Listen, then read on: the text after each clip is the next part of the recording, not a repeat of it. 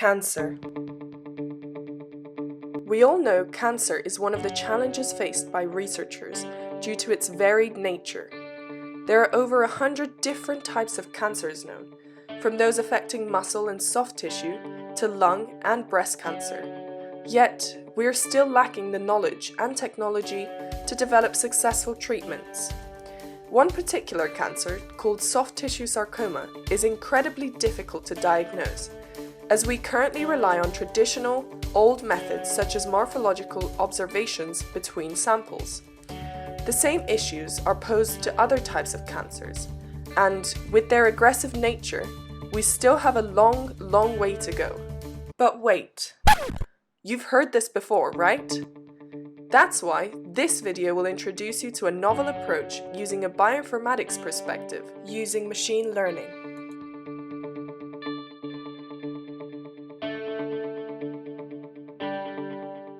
Machine learning is a subset of artificial intelligence, which allows us to use complex statistical models as algorithms to detect information. Its applications are almost limitless, and within the biological perspective, here we'll be talking about how we can use machine learning in synthetic biology and cancer. Synthetic biology aims to redesign organisms to engineer new abilities and functions in them, and this relies heavily on gene expression.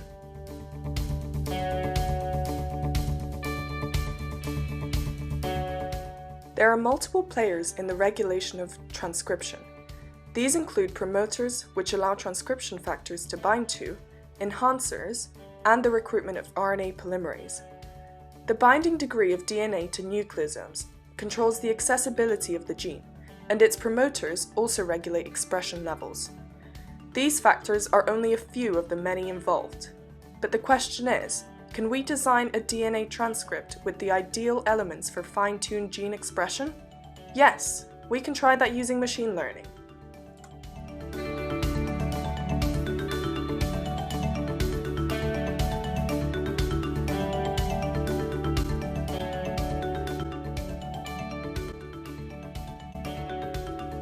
In order to use machine learning as a tool, we need to train a model from which the algorithm can learn from. Here's the workflow for training a model algorithm. Firstly, we generate a construct library by either obtaining native sequences with known binding sites using capture and clone methods, randomly generating sequences of nucleotides to generate a library, or using random combinations of conserved sequences, which are known as elements, in order to generate a revised transcript. Of the sequences obtained, we then measure their activity using a range of techniques, including fluorescent activated cell sorting or RNA sequencing. The former method uses a fluorescent reporter protein, which allows quantification of expression levels from all the different transcripts. The latter is a direct measure of transcription, allowing us to see the ratio of RNA to DNA at any time.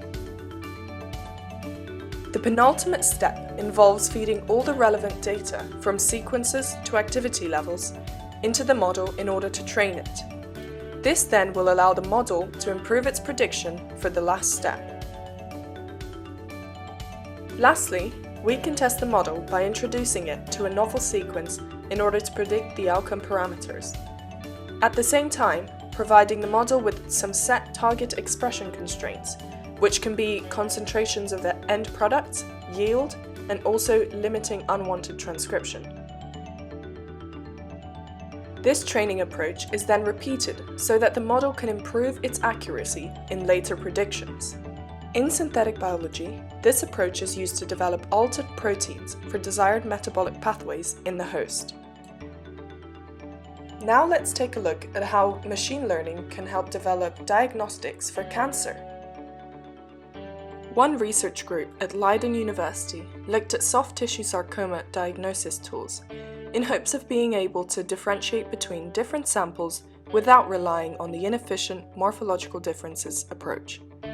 We can see in this table that there are 7 subtypes of soft tissue sarcoma on the left column, making it harder to diagnose using observed differences. Not only do they show overlap between themselves, but some subtypes like synovial sarcoma, show overlap with normal fat tissue, and ULMS and STLMS show overlap with healthy brain and skin tissue. The occurrence of these subtypes was seen to be low, making them rare cancers. The group produced a heat map showing all the differentially expressed genes of each subtype. We can see in red the genes that are highly expressed, and it's evident that there is overlap between each category. The highest overlap is seen between subtype MFS and UPS. They used a trained machine learning model to analyze the gene expression profile between these subtypes. The graph seen on the right shows the effectiveness of machine learning at differentiating between each subtype. We can see that on average it has about 95% accuracy, with the accuracy decreasing by 7% when differentiating between UPS and MFS. This is in concordance with the previous findings seen on the heat map. Now we've almost reached the end, let's shortly take a look at some of the challenges and opportunities of machine learning. Amongst the many challenges, some include unpredicted interactions in vivo, causing an increase in background noise of the data, deviation from the set target expression constraints, and, most importantly, overfitting. Overfitting is when the model is too fit towards the training data, causing it to be less accurate at dealing with new data for prediction. We want our models to be flexible, so that they can interpret the new data, and so we must find the balance in training. On the other side, there are still lots of opportunities with this tool to improve its predictions. If we want the model to be more risky and create more possibilities in interpretations, we can provide it with less data when training. This ensures the model is not too fit, but more flexible. To test its accuracy, we can develop a way of testing the results given, so that we can be confident in the model. And lastly, machine learning models are like black boxes.